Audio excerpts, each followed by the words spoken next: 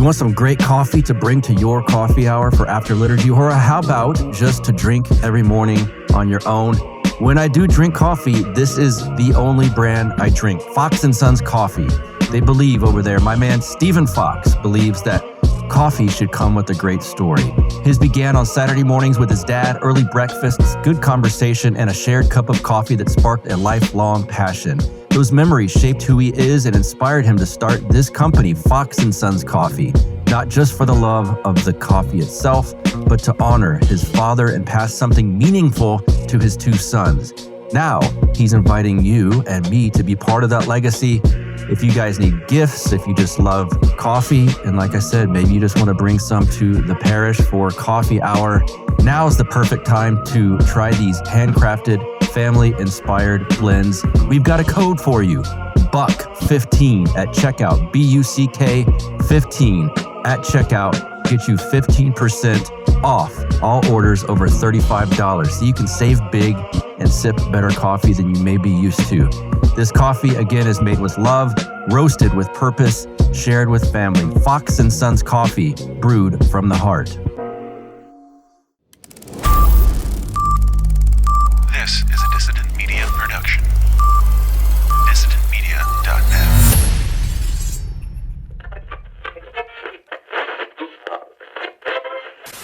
You're tuned into the Counterflow Podcast, home of dissident voices, unapproved opinions. But you gotta get ready. You ready?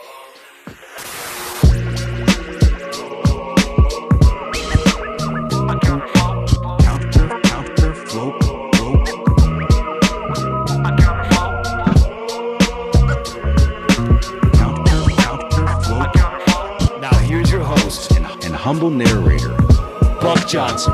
Let's go.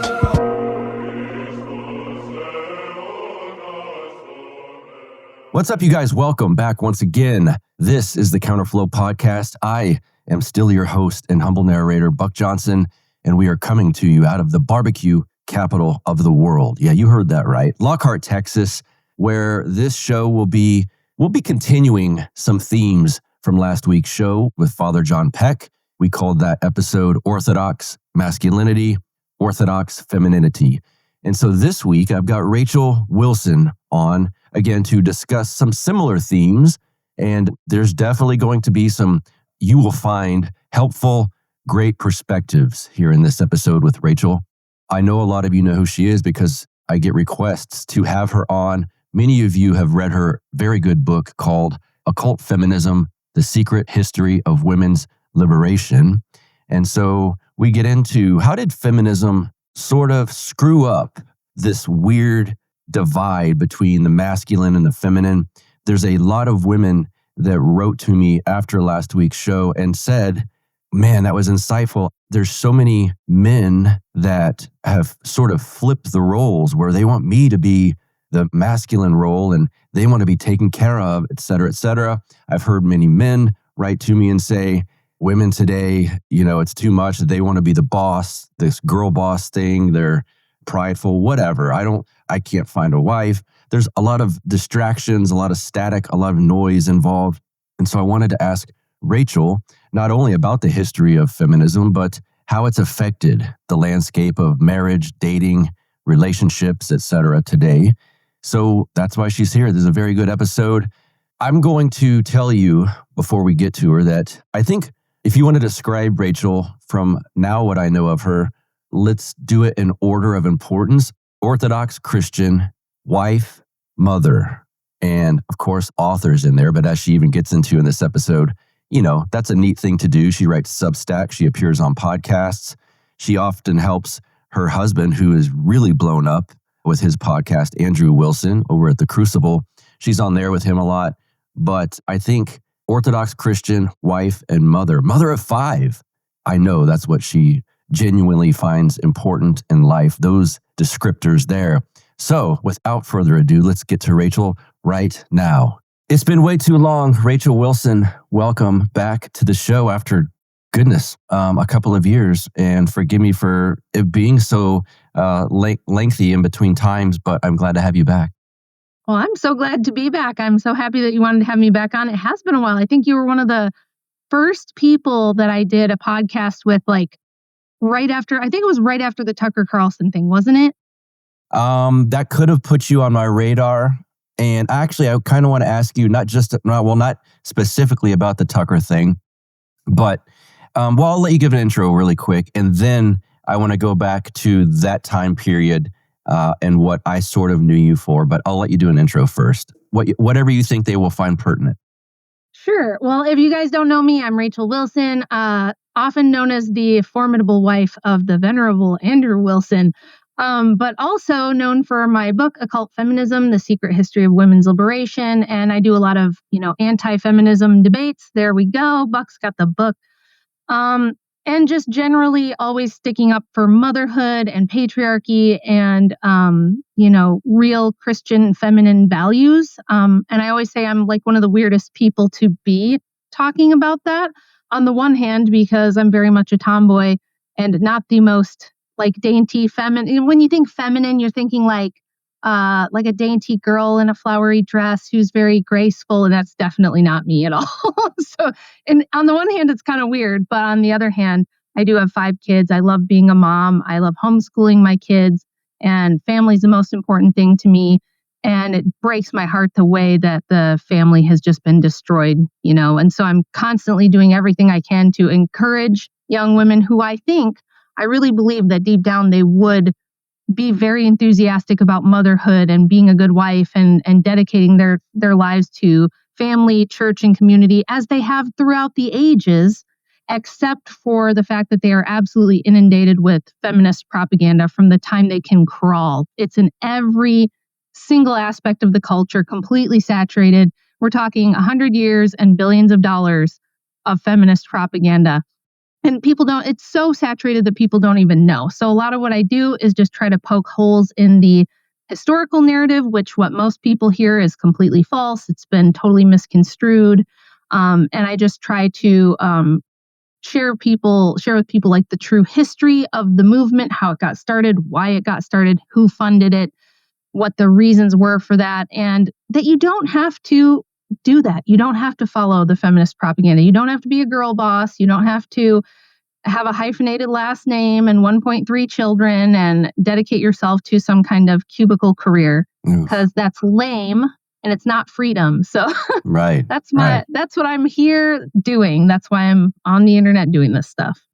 You're a real pro. You answered you went down a litany of questions I already had for you. I'm still going to get to them, but I can do it more of a creative way.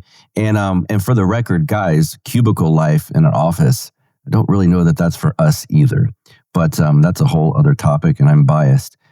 When I first learned about you, I think, and correct me if I'm wrong, you were based homeschool mom, yes? Was it something like that? Okay. Yeah, I got a nickname. It was somebody in somebody's live chat called me that once, and I started using it as a handle sometimes, and it just That's what stuck. I thought. Okay. Yeah. How many kiddos are still at your house? And I assume, just for clarification, you are doing the homeschooling thing. Yeah. Just 2 left now. Okay. My 16-year-old is practically done. Like, okay. she could probably just like take a GED and graduate, or graduate if she wanted to. Like her reading proficiency and all. She's not like the biggest math person, but I think she's like average with math. I was always average with math, but like all her reading, science, like literacy and all that is like well into the college level at this point. So she's doing like some other fun things. That's a great thing about homeschooling, right? You get all the basics out of the way. You get them really proficient in teaching themselves and in learning. And then you can work on cool stuff. Like she loves singing. So she's been taking like vocal lessons for the last 2.5 years and gotten really good at singing. She takes piano lessons. We do like personal finance and stuff. She already has more money saved at 16 than I had until I was like 35. So, and then the 13-year-old is still at home too. And she's just working on her usual like 8th grade curriculum, doing great, doing really well with everything and probably ahead of the curve on most things as well. So just 2 out of the 5 left at home. The other 3 are all, adults and moved out and on their own. There's different versions from my research on homeschooling. Do you do it just you and them, or do you do like a community group? How does that work for you guys? I do it just me and them. Like we tried a couple different homeschool co-ops like during the pandemic when there was a big explosion in those and there were more people in our geographic area who were wanting to do it. But I think we were already so used to doing our own thing that they were kind of like, they weren't really that into it. And I didn't feel like it was like doing a lot for them. So especially when the older ones were all home, it was, with having 5 of them, it is like a classroom. Sure. So, okay. Yeah. Like my number 2 and number 3 kid, he was really good at math. She was really good at reading. And then the other, the one that was good at reading wasn't good at math and vice versa. And they got along great. So they would always work with each other on things. And you kind of just get into your own groove. So for us, we never had to. It's a great option, though, for people who do need that and do want that. But we always just hammered the fundamentals early on, which I was kind of blessed because they're all pretty smart kids and they caught on quick. I never had like a lot of trouble. I had one that was a little behind early on, but got caught up and now she's the one that's way ahead. So they're also different and they all have totally different needs and they have different ways of learning. Like a couple of them like to work together and the other 2 are more like, I want to go off and do this on my own. That's how I was in school. So right now it's just the 2 and we just kind of do our own thing and they're both working separately on different stuff at this point there's 3 years between them. So on your book that you mentioned, and I'll hold it up again for those who watch this show, Occult Feminism, The Secret History of Women's Liberation. I read it and we did an episode on it a couple of years ago and I learned a lot from it. Anytime I hear it come up in circles I'm in, for one, it's usually a female, which I think is a good thing. And they always rave about it. It's never been like, oh, I didn't care. I've not heard one person say I didn't care for that. And I'd be honest and say if I did, it's always like, it was so good. Rachel's book, get Rachel on again about the book. I obviously received pushback on it because we're swimming sort of in this feminist culture, even if it doesn't, it does seem like there's been a bit of a vibe shift, as they like to say. But from the pushback you've received, more from men or more from women? Surprisingly, about an equal amount. Okay. I expected it from women. Yes. I didn't really expect it from men, but there's a lot of like, and I hate to say this, it's going to sound mean, and I don't mean to sound mean, but usually if I do actually engage with these guys and talk to them a little bit and ask them a little bit about their background, I almost always find out they are like raised by a single mother or their grandmother raised them. Yeah. And so it's like a loyalty thing. It's like they're arguing with me out of an emotional place of like, you don't understand what my mother went through and what she had to do to raise me as a single mom. And so what you say, don't tell it to me. I don't want to hear it, kind of a thing. Right. Sure. Yes. And like, I get it. My parents are divorced. I was divorced. Not anything that I wanted or chose. I didn't leave or anything like that, but I was a single mom for a while myself. But that doesn't really change, our personal experiences and struggles don't really change like the broader paradigm. And the reason most people that read the book love it is because it is a paradigm shifting book, and that's what it's meant to do. Yeah. It's going to change the whole way you look at the topic. With lots of new information you probably haven't heard, and it's pretty well sourced. Like I've had 2 people who reached out to me to use it as a source or ask me about my source material so they could use it in like 2 master's theses and then 1 PhD thesis so far.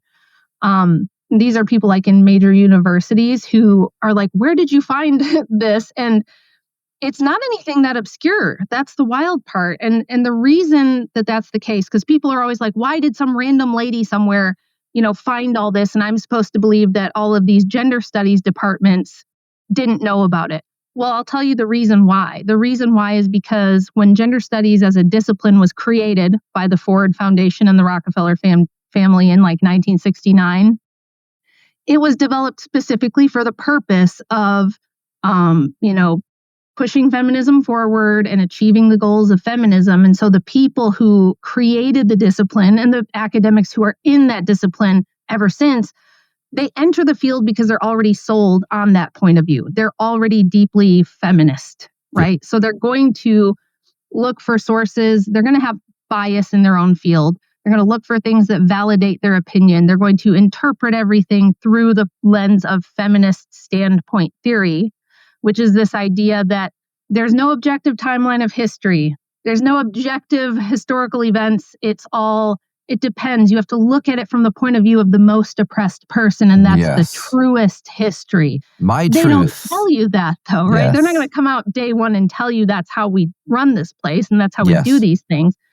So what I did, all I did, super simple, I just went back and started reading the writings of all the feminists that I could find, going back to like Mary Wollstonecraft and even before. Like some of them from the Middle Ages, like Christine de Pizan and some of the other like medieval writers who were women who were credited with like writing some of the first feminist literature. I went back and read their own writings, and a lot of them, because this is pre-technology, everybody kept diaries and journals. Everybody wrote books, pamphlets, tracts, letters, things like that. So we have like a really rich historical record of writing. So you don't have to like take my word for it or believe my interpretation. You can go back and read Elizabeth Cady Stanton, and you can go back and read like all of these 18th century and 19th century feminists, and they'll tell you themselves. You go read Matilda Joslyn Gage, she agrees with me. You know, she says the things that I say she says. I'm not like quoting her out of context or anything like that. So I think when people hear what I say, they cannot believe that it's so contradictory to the story they've always been told. And you know how that goes when you crack at people's programming.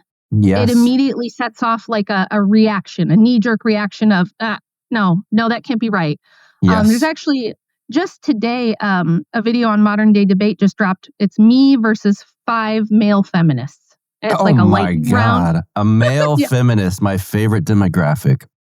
5 of them. And we did like a rapid fire, kind of like a Jubilee style debate. And the whole thing, like people loved the video, but they also kind of hated it because the whole thing is just them going, what? You don't believe that? That can't be right. Well, that's not what I've heard. And they didn't know that they didn't know. Right? It's just like, well, but I've always been told that women were terribly oppressed. And I've always been told that feminism came about as a necessary reaction to abuses by the patriarchy. That's what everyone's heard. It just happens to not be true. So what the book does is it just kind of documents the entire history in it's only about a 120-page book. So it's pretty quick. It's pretty digestible, but it gives you all the really important source material if you do want to go and verify and find out for sure, like, really? This is crazy. I've never heard this. You can go look. It's pretty easy to do. So that's I kind of got tired of having to argue these things and sound like a crazy person. And I was like, I have to lay this out for people and give them the source material and put the picture together because we've got to correct the historical record on this. It's so crazy to me that we have multiple generations that just believe a completely false timeline of history. It would be like if the Black Hebrew Israelite version of history suddenly became mainstream. You know, if they had billions of dollars in propaganda and they had a century to saturate the culture with it, and suddenly everybody believes like Mozart and Jesus were Black. Yes. It would be like that. That's how bad they have fudged the historical record on feminism. So I'm trying to correct it. Yeah. You want to hang out on September 6th at a fantastic conference in Stafford, Virginia? You want to join me? Please come to our 3rd annual Ludwell Orthodox Fellowship Conference in Stafford, Virginia, Saturday, September 6th. This conference is titled The Cradle and the Crucible, Ludwell's Virginia Through War and Revolution and the Future of Orthodoxy in the South and in America. And now let me tell you about this lineup. Metropolitan Jonah, Father Paul Sears, Father Gabriel Weller, my spiritual father, Father Turbo Qualls, my priest, Father Ignatius Lozano. I'm going to be doing a Counterflow live there, kind of the same situation I do as you guys watch. It'll be a Counterflow live interview with Proto-Deacon Brian Patrick Mitchell. Oh, check this out. Jay Dyer's going to be there. You know that guy? Jay Dyer will be there. Jim Jatris, Richard Hines, and our friend Rebecca Dillingham, aka Dissident Mama. She will be there too. I will link to this in the show notes page. If you're watching on the YouTube version, you can see our flyer. Go to southernorthodox.org to get tickets to this conference, and we will see you there. Think about this. At Counterflow Live, we've got Jay Dyer, we've got Father Turbo, we've got Jim Jatras, we've got Metropolitan Jonah, Father Ignatius. Does it get any better than that? I don't think so. See you guys in Virginia. It would be like the Zionist version of history, too, that's been fudged quite a bit. And this show has been attempting to disband that narrative because I grew up with it. So I'm still a little bit irked that I went through that. But I want... Relatable. Me too. You experienced the boomer Zionism youth? Yeah, because my dad raised us in like a Dutch Calvinist church. Okay. And they were Zionist and they were dispensationalist, but they weren't like the hardcore, like evangelical Zionist, like the John Hagee type. That's the church I went to. John Hagee is where I went. Yeah. Well, really? Oh my goodness. That was my church. You were really in it then. You were in Kufi land over there. And little did I know. I just thought, well, this guy's kind of cool. He yells a lot and hits the Bible. He's got Israeli flags. That's God's people. He told me this. I didn't know. Again, you're programmed, then you get out of it and the paradigm's broken. And it's like, why did no one tell me this stuff before? Yeah.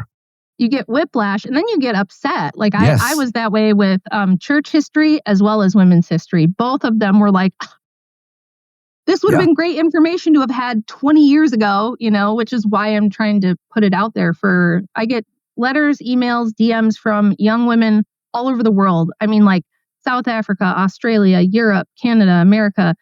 And they're all saying to me, my parents and everyone around me expects me to go to college and have a career. And all I can think about is marrying my boyfriend and having kids. That's all I want to do.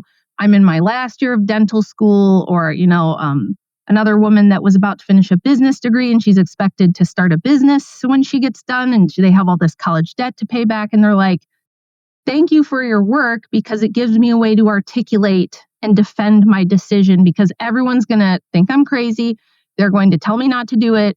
They're going to say it's risky and you're going to be abused and you're going to regret it and you need your own money. And, so I'm kind of helping them justify and articulate wanting to be mothers and put their family first, which is crazy that I have to do that. But I do, because so many women feel this intense pressure.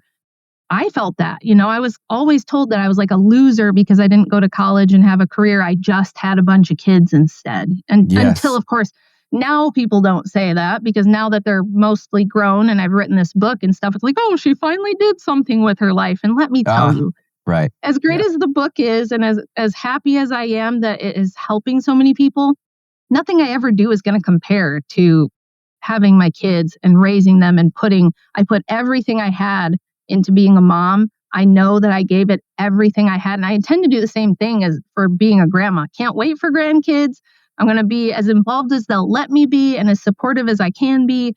That's going to be my legacy. That's what I care about when I'm on my deathbed someday. Wow. That's what I'm going to care about. The book will be a cool bonus, but it's definitely not the thing that makes me feel like I did something with my life. So. Yes, it's the mothers I'm close with. In fact, physically close. My next door neighbor is a single mom of 4 kids. And I cannot, sometimes I can't fathom how hard she's working. I'm a firefighter and I'm like, my job's hard. My job's important. And then I look at what she does with a full-time job and all of that. It's bless her for that, and bless all of the moms really that do that, because it's impressive. Well, that's kind of, not to get us too off track, but the only other thing I want to say about that, because it's so important, is that the other reason I'm trying to get a lot more women to feel comfortable with this choice is because it didn't used to be this hard. It didn't used to cost this much, and it didn't used to be so isolating and so difficult and so lonely to raise your children. Normally, if you were doing this 100 years ago, when my grandma, who is 99 years old and still with us, when she was a young mom, she had her sister, she had her mother, she had her aunt right next door, she had her cousins and her neighbors, and all the women were home. Everybody did things together. You had, in your postpartum time period after each baby, you had so much help. Like the whole neighborhood would pitch in and help you, and your family was there. And now it's really tough. Like I went through doing it with no help. My parents are typical boomer poster children. They wanted nothing to do with grandkids. They were like, you're on your own. They thought it was crazy that I was having more than 2 kids. That's just nuts. Who even does that? And I have a sister who is not interested either. And so it was just like, it was always just me by myself. It was me and Andrew just figuring it out and doing it on our own. And I don't want it to always have to be that way. It'd be great if we had community and extended family and everybody, cared and helped in the raising of our children, Yeah, that is rare. And it's funny because some of the same, let's say, external forces that pushed women into go get a degree, go work, leave your kids are the ones that have pushed people being more isolated and move away from your family, move to a big city. That's what everyone does. And it's made people sort of autonomous. And it's like you're a widget in a machine. You're a tax ID number to contribute to the national debt of some sort, or the Federal Reserve ruined your money. There's a lot of the same forces that have ruined sort of the bigger picture of not just the nuclear family, which has been ruined to an extent, but like the bigger extended family, it seems like. Yeah. Yeah, actually, the next book, which I've been teasing for a long time, I know everybody's like, when's the second book coming out? You've been talking about it for a year. But I did have a whole bunch of health stuff I was dealing with. And prior to that, my dad had a bunch of health stuff, and I'm like his primary caretaker too. So it's coming, I promise. But the Bolshevik Marxist feminists, their leader, Alexander Kollontai, wrote extensively about how we need to get women to stop seeing themselves as wives and mothers, and they need to see themselves as units of labor. Yes. Crazy thing to write. Like I'm like, how did she write this? And like be like, yeah. Mm-hmm. But I mean, she was like a diehard Marxist idealistic person. She was like a true believer and loved Marxism. Total degenerate, absolutely morally bankrupt, awful woman. But she thought what she was doing was good, as a lot of them do. And this was her big thing was we need, she wanted nobody to know what their paternity was. She thought kids shouldn't know who their dad is, and dads shouldn't know who their kids are, because that leads to men wanting private property and to leave like a legacy to their kids, right? And she said, we can't abolish private property as long as we have fathers.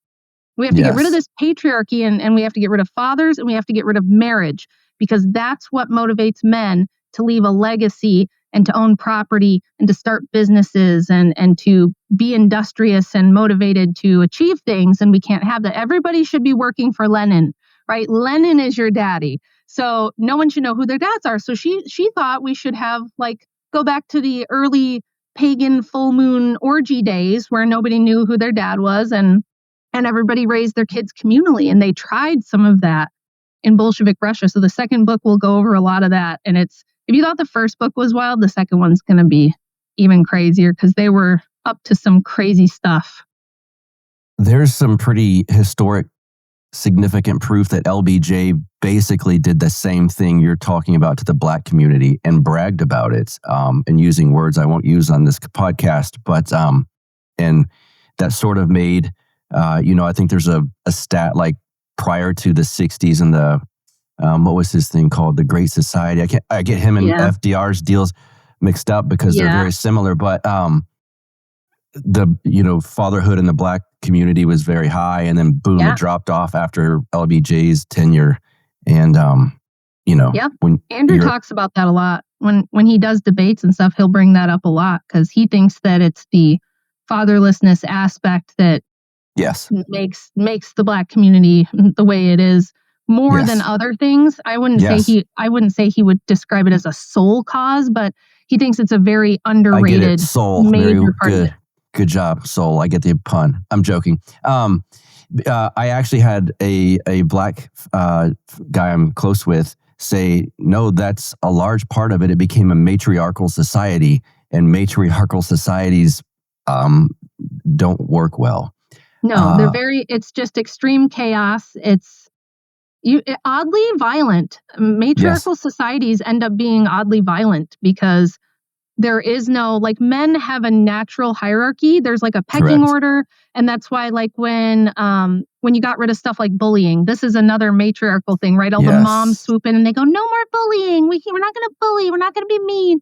And what happens is people who would have normally had to straighten their act up because they were getting stuffed in the locker, they never learned that stuff. And so they grow up, was it Mike Tyson? Everybody has a plan until they get punched in the mouth.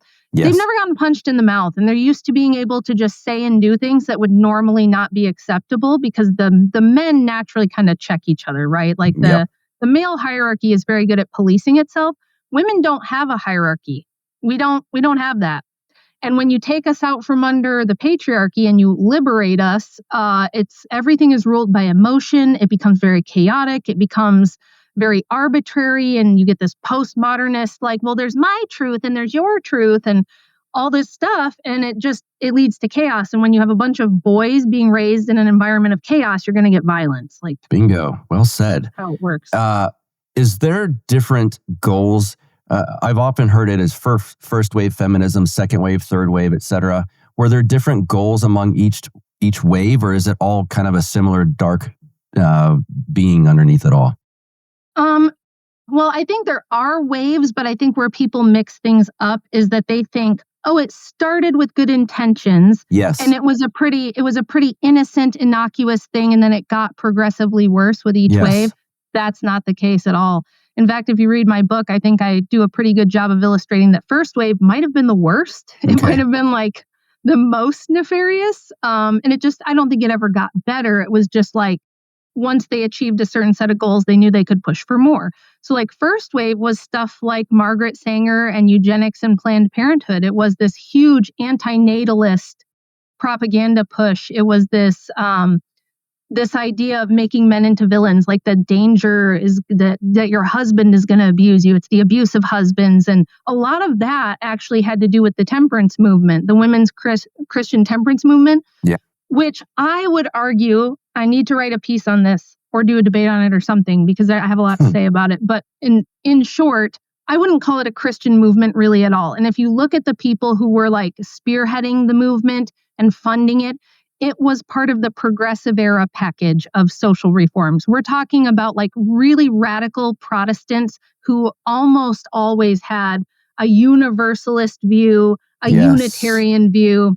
And they were much more, I would say, like in the occult than they truly were Christian. And they came here to America as Puritans thinking we're going to purify this nation. We're going to create like a new Zion here. And so we have to constantly socially reform everything and purify the society. And, so they launched this huge propaganda campaign that would have you believe that every man in the Victorian era was like a drunken, abusive wife beater. Like that's truly how the propaganda is presented. And this lingers now to this day. I can't tell you how many women I've debated who say, but back in the day, all the men drank and beat their wives. It happened all the time. It was all the time everywhere. And every wife just had to hope that her husband wasn't going to come home drunk and beat her. And it's like, it's one of those things that if you think about it for more than 5 seconds, you're like, how would society have functioned? How would we have had this massive expansion during this time period? All the infrastructure of the nation was built. There was all kinds of crazy things going on. And if everybody was so hammered, they could not do anything except violently abuse their wife. It just doesn't make sense, right? Right. So, and it wasn't the case. Was there and is there alcoholism? Were there and are there bad husbands? Of course. Yes. I was married to one. They do exist, but it was made to sound like it was like the pressing issue of our time and we have to stop it. And that's how we got prohibition, which once again, you listen to the women, you pass prohibition, you get a massive crime wave, and then you have to repeal prohibition. So it's like part of what you do when you study history is just look for patterns. You just start recognizing patterns and how they repeat and like, oh, seems like when we do A and then B happens, we always get this. So, yes. I would say the woke, I know it's a tired term at this point, but like woke leftism is rooted in Puritanism. Yeah. It's very much the same spirit. Like, well, we got to make sure you don't say this and you can't be a bad person. Here's what we're going to lay over society. And if you step outside of these bounds, you're shunned. in the name of love. Right, of course.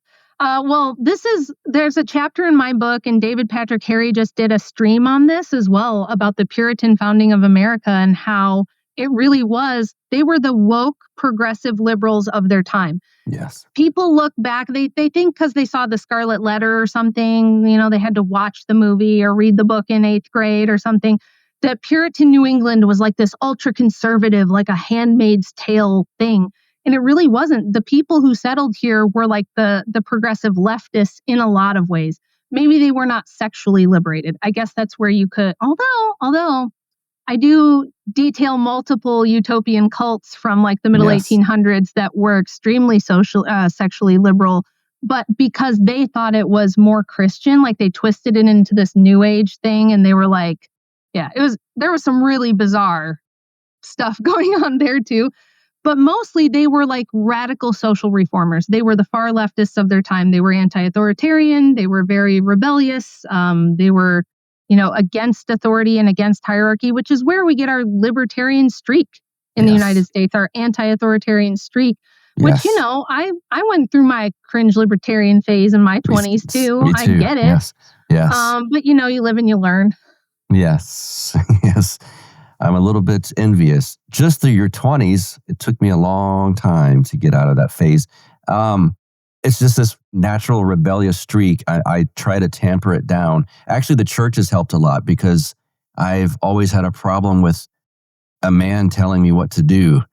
And my job has helped it a little bit because there's hierarchy in the fire department. The church has certainly helped it a lot. It's that the rebellious nature is still in there a little bit. Let's switch this then to, and we're going to come back and merge these discussions. Masculinity. Is there a crisis on our side of the fence right now? You mean like on our side of the fence? Do you mean like politically, religiously? Men. Oh, with men. Yes. Well, yes, but I don't think it's really like. A lot of people try to make the case. Describe it. Yeah, I will. A lot of people try to make the case to me. Well, but Rachel, aren't you saying that men allowed all this? So isn't it really the men's fault? And I see what they're saying. Like on the surface, that sounds like a great argument. And you'll hear it repeated by like the Daily Wire guys and stuff like that. And that would be valid, except for a few things. Number one, I think that, again, we had this massive propaganda campaign, which I detail in my book. And I explain how very wealthy industrialists who were extremely well connected through universities, they owned all the newspapers. We're talking the 1800s, the end of the 1800s, especially like the Hearst media empire. Yes.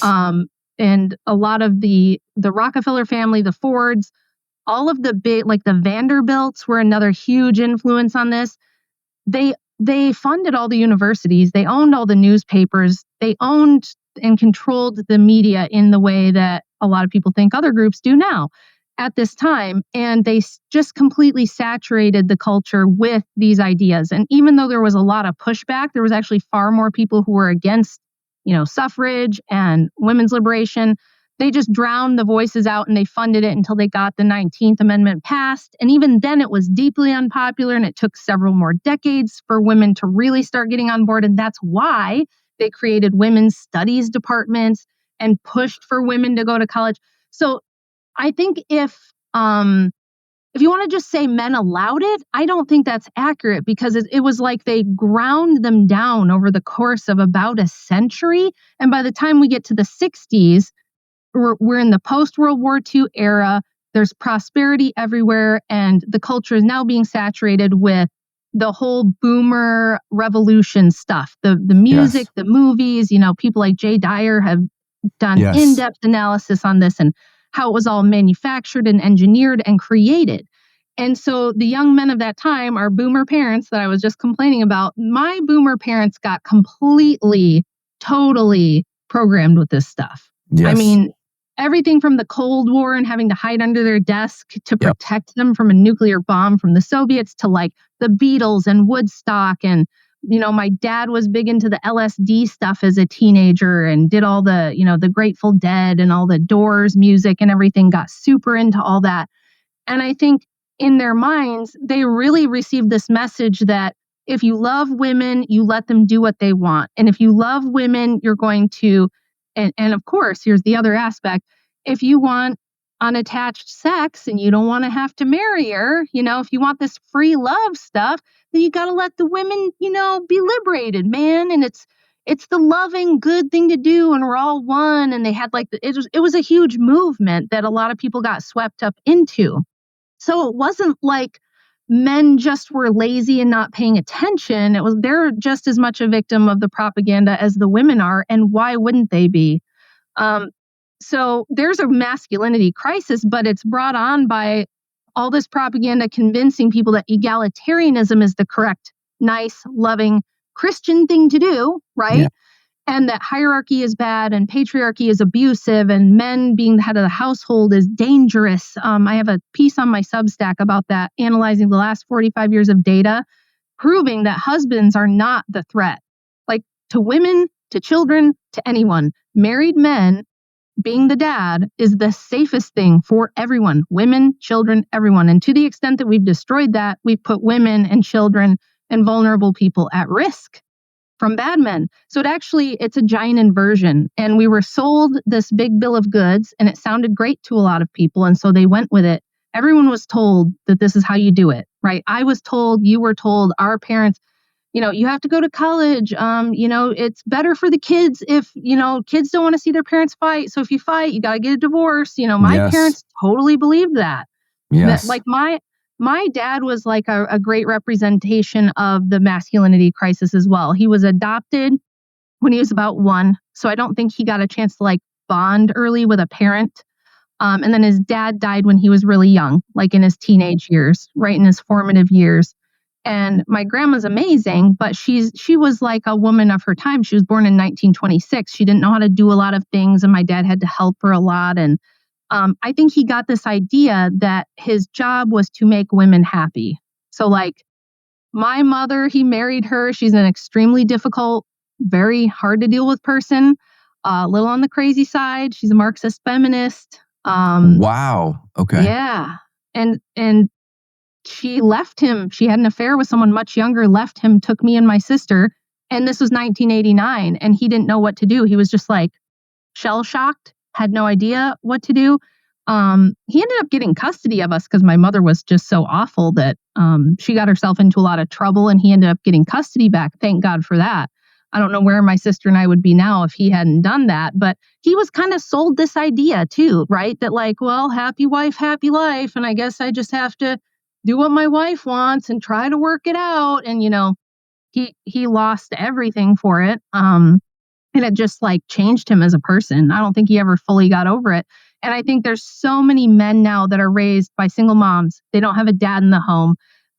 In their K through 12 years, 80% of their teachers are going to be female. Almost all the authority you have as a child now is female authority. You have your teacher, you have your school counselor, your principal's probably a woman. So you get what young boys get, especially in public school. I think everyone should homeschool, but especially if you have sons, please homeschool them because the public schools are so soul crushing for boys because it's everything they do is bad. Everything they do is wrong. It's sit still, be quiet, stop touching that. Don't take the thing apart to figure out how it works. Don't rough and tumble play with your guy friends.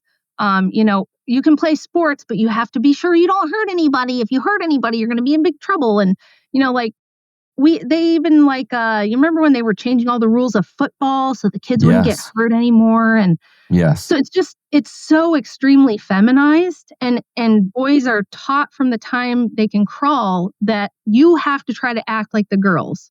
You have to get the approval of the women who are in charge of the daycare that you're at and the school that you're at. And so you need to sit still and be quiet and, organize everything and color code it like the girls do. There's just certain things little girls are better at, right? Sure. Little girls love to have a different colored folder for each class and they have their little highlighters and they take their notes and they like to get in line and sit still and be quiet for the most part. And boys learn through taking stuff apart. I had a son.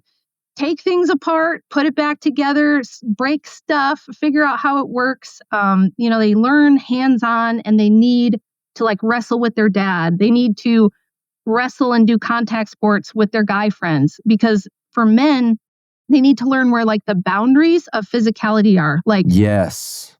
They need to know like, how hard can I play before I hurt my friend? Yes. How far can I push things before I might do damage I didn't intend to do? And that's like how men learn how to kind of control and rein in their use of force. And we've pretty much destroyed that. And so now when women complain, well, we have a bunch of man children and the men aren't being assertive and the men aren't, he's not even shit. He's not doing what he's supposed to do. The men aren't going out there and building things and doing what I think they should be doing. It's like, you've taken away every incentive a man would ever have to build and innovate and lead and push himself and see how far he can get in life, because anytime boys try to push a boundary, they're instantly punished. So I do think there's a masculinity crisis, but I think it's a product of putting women in charge of everything, and especially putting them in charge of boys in their adolescent years. I think it's okay when they're 2, 3, 4, 5 for mom to be like the main person, but especially as they start to get older, they've got to have men around. And if they don't, why do we expect them to develop into these strong alpha leader male types? Like, why would you expect that? Where are they going to learn that? How are they going to have that modeled? You're kicking all the dads out. Like 80% of divorces are initiated by women and they kick the dad out and then they move in their boyfriend. And the boyfriend's usually, so you might have a dad who's like a pretty cool, like masculine dad. Well, if mom's kicking him out, she's probably moving in her like beta boyfriend who's going to like, yes, honey, and pay for all her stuff or whatever. I know a lot of people that have had this exact experience. Yes. Or their dad just gets cut out of their life. And so it's like, I don't know what we're expecting of young men when we raise them in public schools and daycares run by women. We take their dads out of the picture. And we punish them for anything remotely masculine. And the day they turn 18, they're supposed to grow into some kind of like alpha male CEO business entrepreneur who lifts and it has a Chad jawline. Like, yeah, it doesn't make sense to me. We've got some new shirts, Counterflow with Buck Johnson on the front pocket, on the back, a beautiful graphic with, of course, dissident voices and unapproved opinions.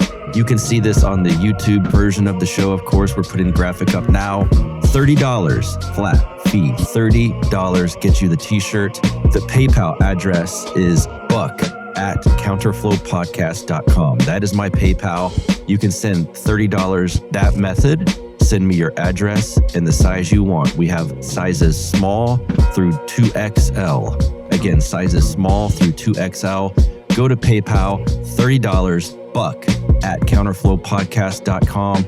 Give me your address in there and the t-shirt will be yours. What a powerful rant that was. You made me think a lot about some stuff I've not even thought about, but I have encountered women, let's say in their 30s, who I've dated here or there at some points, or not even dated, just talked to about who they were going to date, and sometimes even coworkers that are younger. And I have said, well, isn't a guy in his mid to late 40s a bit old? No. The guys my age are terrible. They're beta males. They don't do anything. They don't have their shit together. And as you're saying all of this, it's like, well, of course they don't. Yeah. I mean, unless you were raised properly, which is becoming, as you're pointing out, less and less, you had women feminizing everything from grade K through till you're done. And then if they go to college, then you're really screwed, because it's like on steroids there, but not the kind that the men might want to be on. It's like, it's just worse and worse. And it's just hitting me. I was talking to a coworker yesterday whose sister is 20. And he's like, I don't know what's going on. Like, he's a conservative guy. And he's like, we're 13 years apart. She's got crazy colored hair. She's a feminist. My parents don't get it. And I said, let me guess, does she have a boyfriend? Yeah. And I said, I bet he's scrawny and quiet. Yep, that's what he is. And he has stuffed animals. And it's like, what? So some of that I can't even fathom as reality, because I don't hang out with 19 and 20-year-olds for the most part, unless they're at my fire station. But it's certainly troubling for the future. Yeah. And you would think like, oh, how short-sighted of the previous generations to do all this. But again, I hear all this stuff repeated all the time, when I'm debating people, when I'm doing, panels or talking to leftists, or, Andrew and I do DebateCon and we're talking to leftists. Like we interact with these people a lot, and we've gotten to really know like their thought process and their worldview and what they think. And it's like, people truly believe this absolute bullshit. Sorry about my language, but it's just total bullshit that like the violence in the world is because of men. And that if it was just women, we'd have this peaceful, loving, organized world that would be clean and perfect and lovely.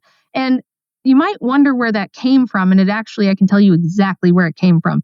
It came from a feminist who was handpicked by one of the Rockefellers to head the University of Chicago Women's Studies Department. You guys probably already know the University of Chicago is a Rockefeller institution. It's a hyper-progressive, like think tank institution.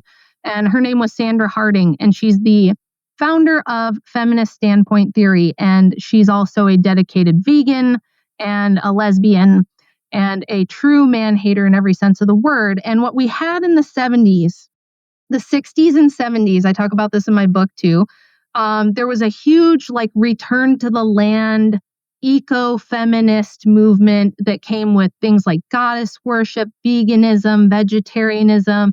There were like a lot of the 60s and 70s music you can find this in, and some of the TV shows and the hippie stuff. It was like, oh, we're going to go back to the land, man, and like Mother Nature and the earth. And, it kind of goes with all the psychedelics and Terrence McKenna. There's like a big package of new age, pagan, Mother Earth worship revival that went on in the 60s and 70s. And Sandra Harding was part of this. She lived in like a communist like commune with other women.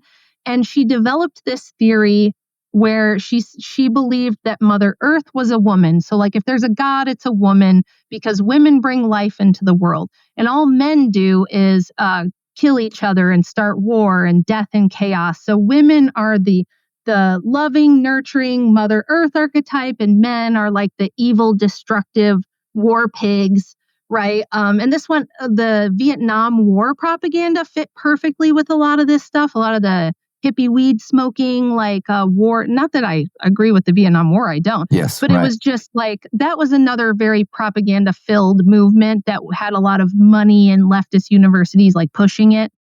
So almost all these social movements that you hear of, they're not grassroots. They're not organic. No, There's usually a billionaire funding them. Nothing has changed. Like just the same as with Soros and all that stuff now. It was that way going back into the 1800s, even into the revolutionary period in the 1700s, actually. So this woman who was so incredibly influential in the American university system, she wrote the gender studies curriculum. She just had a really wide-ranging influence. In fact, there's a really cool video on YouTube I always point people toward, where it's a guy who worked on the Challenger space shuttle mission, talking about how feminist standpoint theory even got into the engineering departments and the math departments of the universities in the 80s. And he explains how basically the Challenger explosion was a DEI feminist standpoint theory nightmare. He tried to tell them the launch isn't going to work. It's too cold. The math says the shuttle will explode. You can't do it. And they were like, well, we're sorry you feel that way. And from our perspective, we think it's going to work. And we've put all this money and we've dedicated ourselves to a launch date. So we're just going to do it anyway. And he had to watch the thing blow up in the sky, and it like ruined him forever. It's just so crazy. Like people have no idea how influential this stuff was. And this was also like family psychology became a huge thing. This is when all the women started getting divorces, and everybody was going to couples therapy and putting the kids in therapy. And so it just seeped itself into the consciousness like a giant poison, that this idea that women are inherently good, right? This bias that women are born angelic and well-meaning and altruistic and with little halos. We just drop down from heaven with little halos on our heads, and we would never dream of doing anything bad or destructive or evil until a man somewhere, does something bad to us, and that turns us bad. And so really, if a woman's bad, it's only because a man made her bad, but men are just born bad. Men have they're born with nothing but violent impulses. Every man is a grapist, in the shadows, just waiting for his chance. And if only he had, I've asked how many women on the Whatever podcast, probably 2-3 dozen women that I've asked the man bear question, if you had to choose, or if you want to be alone with a man or a bear in the woods, which would you pick? All the ones that say bear, I say, why? And they say, they all say, well, at least the bear wouldn't grape me. Sorry, I'm using the YouTube friendly term just in case. Yes. And I say, okay, well, what percentage of men do you think would do that if they thought they could get away with it and they weren't going to get caught? What percentage of men do you think would do that? They usually say something like 80, 90, 100%. So it just tells you, like, subconsciously, without even knowing it, they just have this deeply held, like, inner belief that they don't even really know is there, that every man is a violent rapist just waiting for his chance, and every woman is an innocent angel just looking for Mr. Right, and so everything's men's fault. And you see this in politics, like even Nikki Haley's campaign, when she ran, her theme song for her campaign was a song by Nelly Furtado called Man Eater. This is a woman running for president. She wants to be the Republican nominee for president, and her campaign theme song is Man Eater. And she, in her debates and in her campaign stops, she made the most awful, disparaging remarks about men. Like, look at how terrible all these men have done. It's time for a woman to be in the White House. Mm-hmm. Like with this implication that when she's there, there's things are going to be better. She's the most war hawkish politician alive, probably, and she's a woman. And so it's just like people don't know or examine or think about the bias they have against men, and they probably have never thought about where that might come from or how they came to believe those things. Yes. That's most of us. Most of us don't think about that until somebody like me comes along and goes, hey, you ever think about this? Why do you believe that? Where did it come from? Could it be here? Could it be this? Why do you hate women, Rachel? Why do you hate women? That's because, you'll get reactions out of sort of triggered emotion. And then it's funny because, again, I don't like this politician, but Mike Pence, I understood where he was coming from. I don't want to be alone in an office with a woman. And then women push back like, oh my God, what a sexist. And it's like, but if a woman said, well, I'd rather be alone in the woods with a bear. Well, that's natural. That's fine. Yeah. You're not allowed to question that, right? Well, like Andrew, he's the king of posting this sort of thing on Twitter and getting reactions out of people. But there was a move recently where I guess Uber has made it so that now women can request female-only drivers on the app. And Andrew said, that's great. I'm all for it. I can request only male drivers too, right? And the women lost it. The women of Twitter once again lost their minds. And they were like, no, that's discrimination. And Andrew was like, wait a minute. Yeah. If you can pick only a female driver, why can't I? What if I'm more comfortable with a male driver? And they're like, oh, well, you don't experience violence at the hands of women. First of all, that's not true.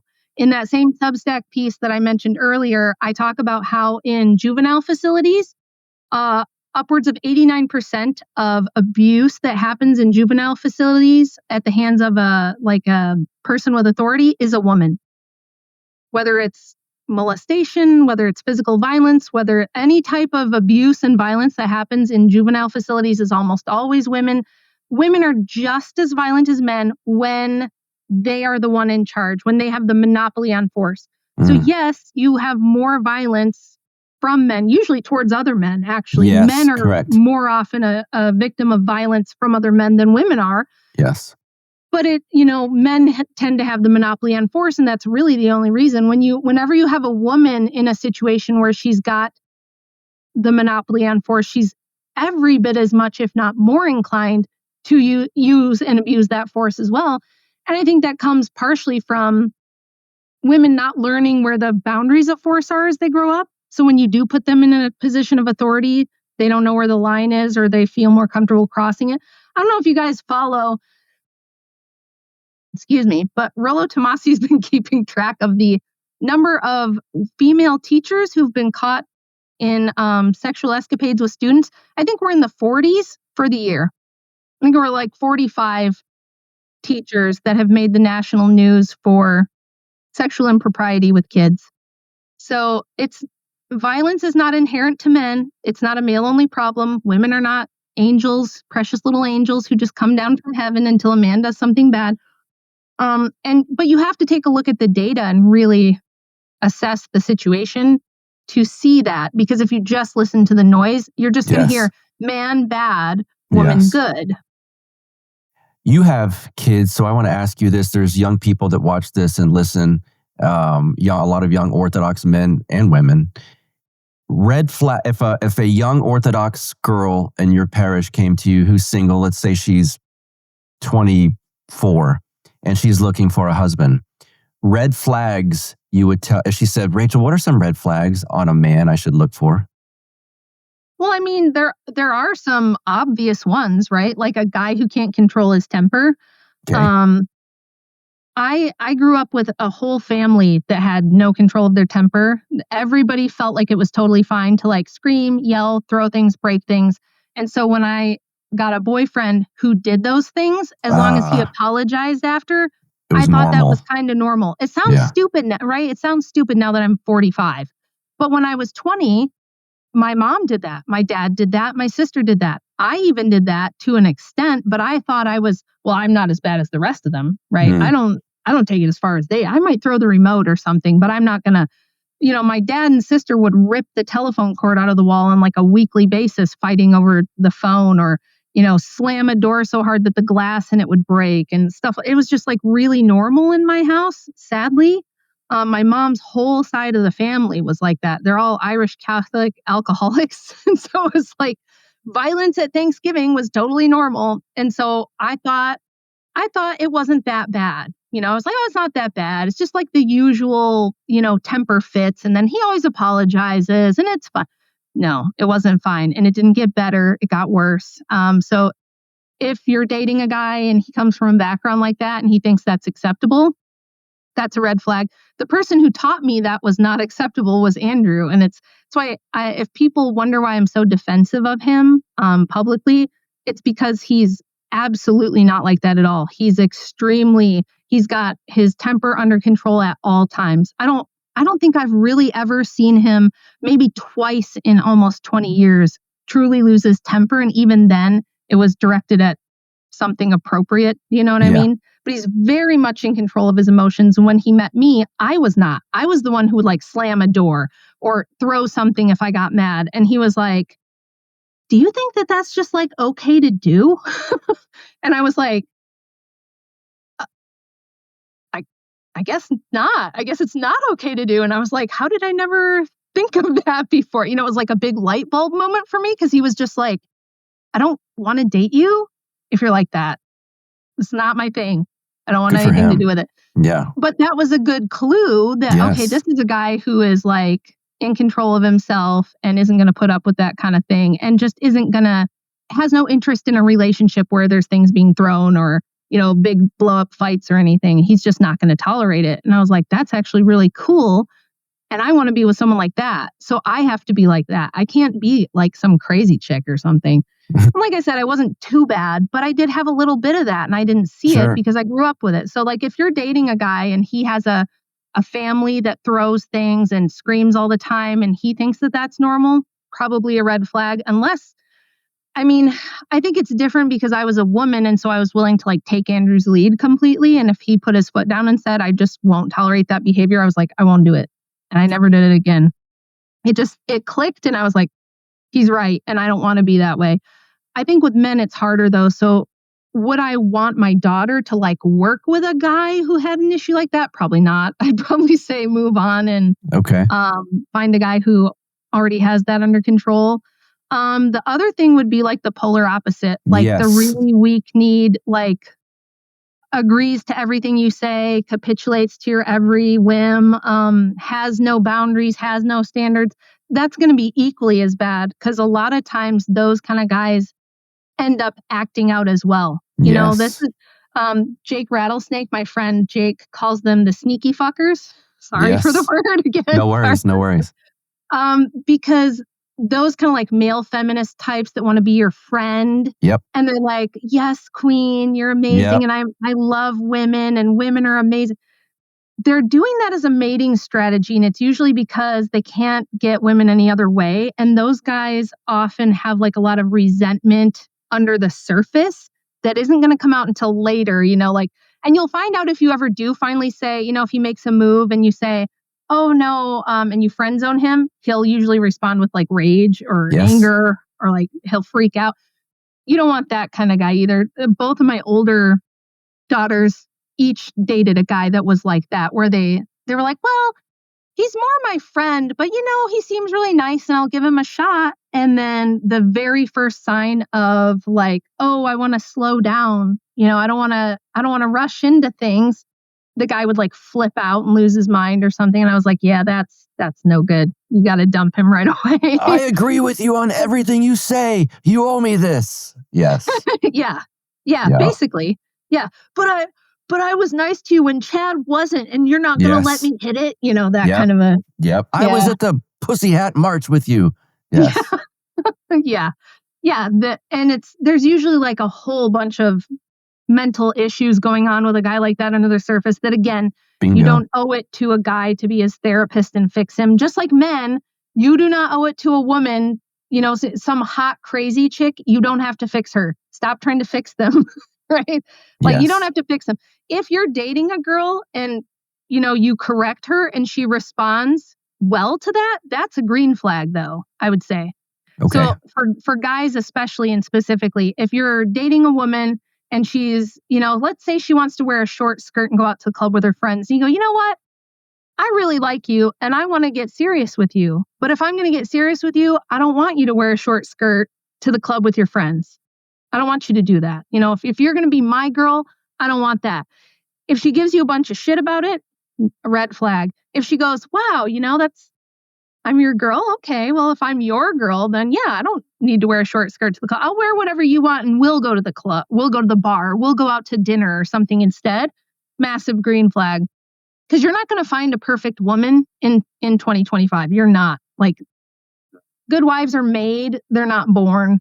I was not a great wife in the beginning. I had to learn how to be a good wife, and I had to practice, and I had to break bad habits. But I think the only thing that kind of saved me and made me like pickable, because Andrew gets a lot of pushback for that. He gets a lot of, she was a single mom. Why would you pick her unless you didn't have other options? And he's like, because she would listen to me, because she was reasonable, because she was a good mom. Like, there was a lot of things that offset the fact that I was a single mom. And it didn't come with the promiscuity and the other problems that it normally comes with. I understand why people assume that about me. Just didn't happen to be the case in my case at all. It just wasn't.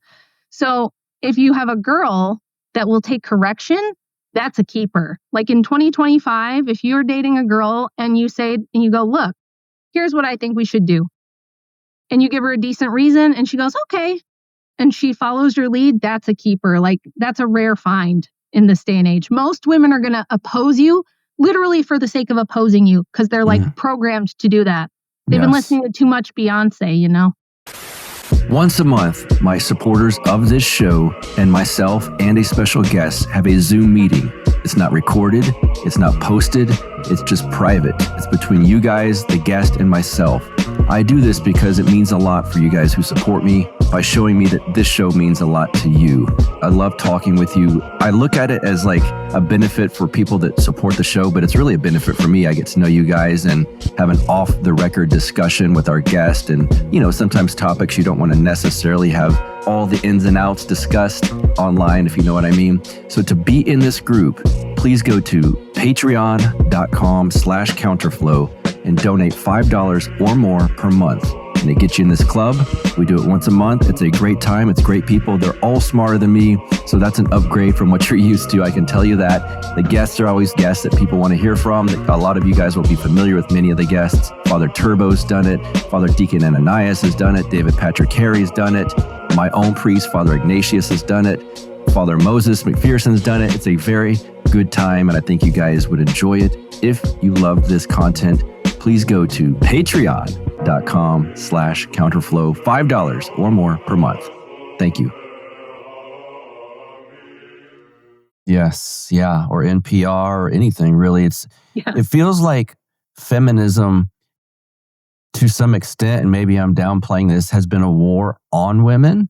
And I think with any war, because I'm against most of them, they cannot survive or flourish without a ton of propaganda. Yes. And we're seeing this with the Israel-Palestine thing right now. Luckily, we have the internet for some things that are good.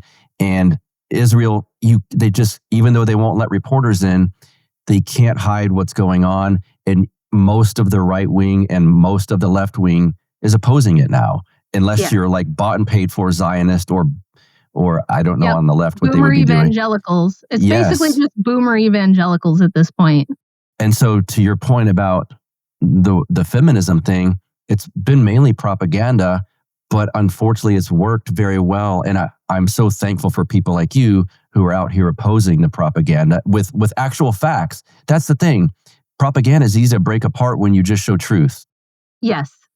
Yeah. And you have to I always think of myself like a lawyer. Whenever I whether I'm doing a debate or a show like this, or I'm going on a news show, I always think of myself as a lawyer who's going in to defend my case, because I knew when I wrote the book, I was like, I can't mess this up. I've got to have my source material. It's got to be like perfect. I have to make sure I'm phrasing things in a way that's ultra accurate and not too sensational. Has a little of my personality and my flair in there. But I was like, I have to be serious and I have to present this as accurately as possible, because people are going to go through it with a fine-tooth comb. They're going to look for any little thing that I got wrong, because I am like a lone voice in the wilderness saying everybody else is wrong pretty much. Right. And that's tough. That's and it takes a person that's a little bit crazy to do, which is why Andrew said, you should do this. He was like, you're kind of uniquely able to do it, right? Because I do have a bit of a rebellious streak in that I'm willing to go against the grain. Yes. And if the sisterhood shuns me, I don't really care. I'll go shoot guns with my husband or whatever. I don't really care if the sisterhood kicks me out or yells at me or whatever. Whereas most women can't afford to do that, if that makes sense. I don't even blame them. It's really hard. Like if I ever read you guys my hate mail, it's pretty funny, but also it's really brutal. Like I have people who are wishing that my husband leaves me, hoping that he dies while I'm young so that I have no money, hoping that my kids never speak to me again when they grow up.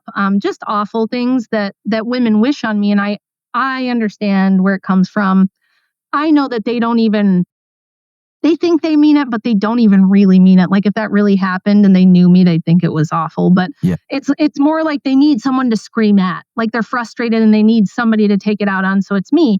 And I'm the punching bag who can take it. So it's like I'm out here trying to defend this stuff because I care about women, not because I hate them.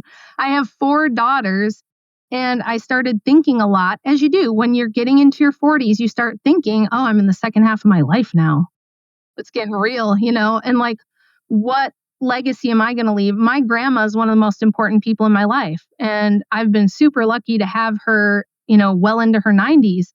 I don't know if that'll be the case for me. So I was like, I want to do something for my grandkids and the kids that they have, and if I wanted them to know something about life, like, feminism really messed up my life. It's messed up a lot of people's lives. And if it wouldn't have been for all the propaganda telling me to do certain things, I might have chosen very differently. And I think a lot of people would. So it's like, I'm really just trying to give people the other side of the story. And it's like, feminism's supposed to be for women. They tell us it's for us. Like I was told my whole life, the feminists did this for you. You owe them. You wouldn't be able to be on a podcast, Rachel. You wouldn't be able to write a book. First of all, that's not true, because women were writing books and traveling and speaking and doing all kinds of things before feminism was mainstream. And if you were a feminist, you wouldn't be on this one. So there, proof in the pudding. Right. Circumstantial proof. I make the case in the book and I show okay, Mary Wollstonecraft was a single mom running around Europe being paid by revolutionaries to put out all this propaganda, and it was the 1700s. So yes, they could do all kinds. Women have always been able to do all kinds of things. And the fact that they were some places and sometimes restricted from some things doesn't mean anything, because so were men. Men couldn't vote until about 10 years before women could vote. Anyway, it's more just like I want to help my kids and their kids to have what we all want. What do we all really want at the end of the day? We want families. We want people we can count on. We want stability. We want a freaking chance, like a shot to make something of ourselves in life and to get somewhere. And in the environment we have now, ask any person under 30 how they feel about the economy, how they feel about long-term security, if they have people in their life that they can count on, if they have close family support networks. Almost nobody does anymore. Nobody has married parents and, their grandparents and their cousins around. And like, there's some communities that do. There's still some communities that have some of this, but it's mostly been destroyed. And it's just try having a happy life without that. Try having a happy, meaningful life without church, without family, without long-term stability that allows you to grow and develop and have a spiritual life and all these things. So it's like, if I can do anything to keep families together, that's all I care about. All I care about, if there's one couple out there that doesn't divorce because the woman read my book and thought, maybe this strong woman boss brat stuff is way more hyped than it's worth. Maybe that's not where it's at. And maybe being at home with my kids isn't so bad. Maybe I don't have to be Taylor Swift and Beyonce. Maybe I can, just be like the queen of my own home, like in the Orthodox crowning ceremony, we're the king and queen of our own home. And women used to take so much pride in that. We used to take pride in even getting old enough to be a matriarch of a family. That was like a position of great respect. And it was something women were very proud to have and to be. And it's not like that anymore. Now everyone's trying to be sexy until they're 70. Everybody wants to be young and sexy until they're 80 or something. And we've seen what that does to women. It's horrible for women. It's a terrible message to tell women to be like Cher and Madonna and all of these, feminist pop culture icons. You can just get all the plastic surgery and be a sexy blow-up doll in your 70s. Yeah. Well, no. So all I'm trying to do is just say, hey, you don't have to.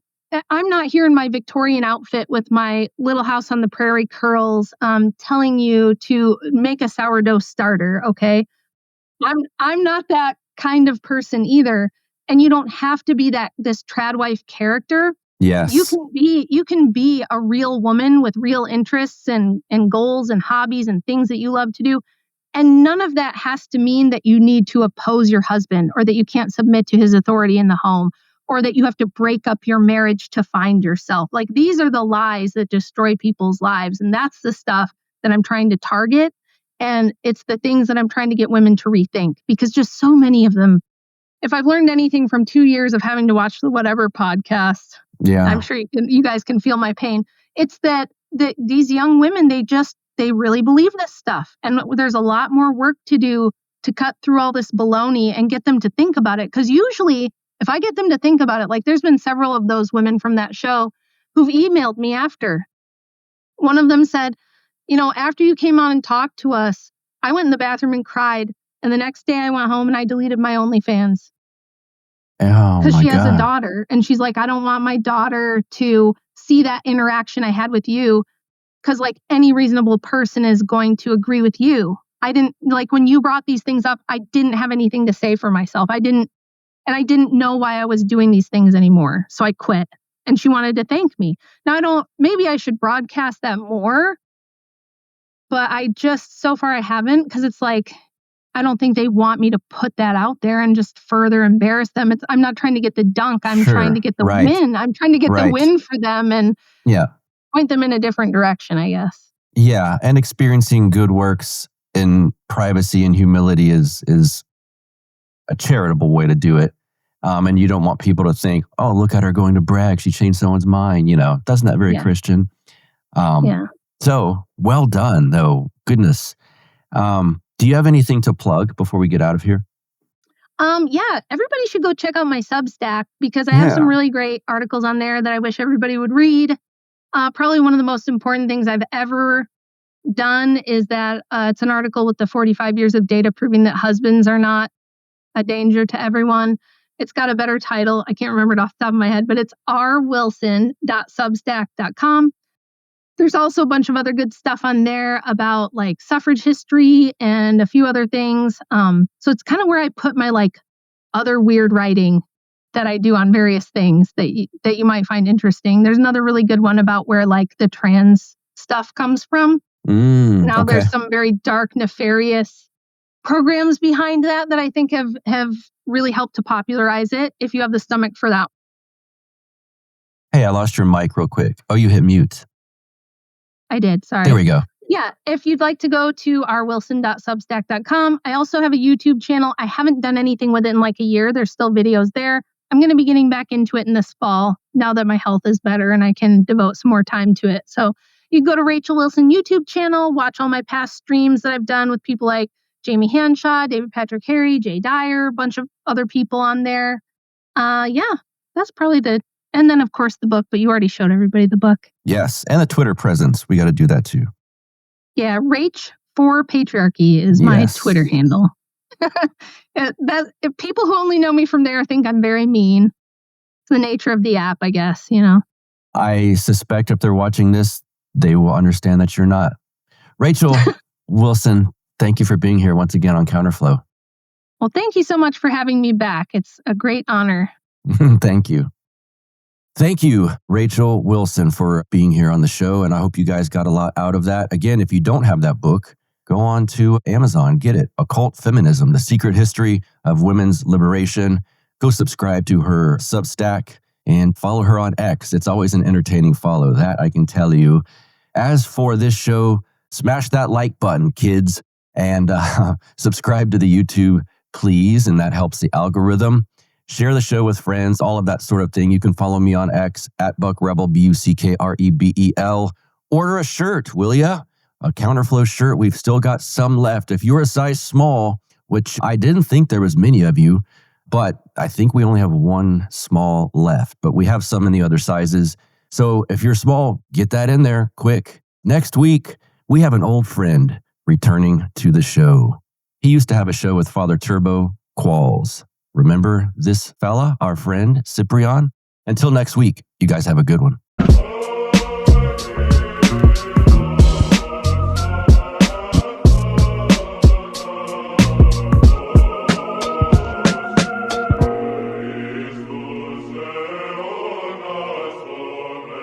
Like the sound of the Counterflow podcast? Our audio production is provided by Podsworth Media. Check them out at podsworth.com.